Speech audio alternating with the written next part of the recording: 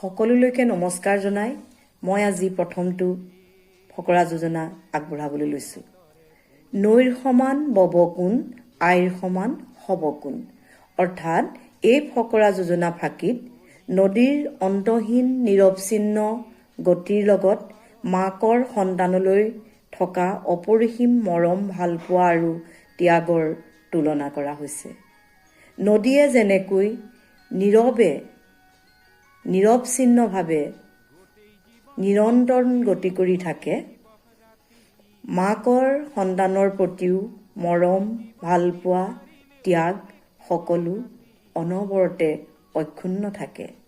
নদীৰ গতিক যেনেকৈ কোনো শক্তিয়ে বাধা দিব নোৱাৰে, ঠিক তেনেকৈ মাকৰ মৰমকো কোনো কাৰকে কমাব বা হ্ৰাস কৰিব বা শেষ কৰিব নোৱাৰে। মাকৰ মৰম, ভালপোৱা আৰু ত্যাগ পৃথিৱীৰ একোৰে লগত তুলনা নহয়। সেইকাৰণেই কোৱা হয়, নৈৰ সমান বব কোন, আইৰ সমান হব কোন। ধন্যবাদ।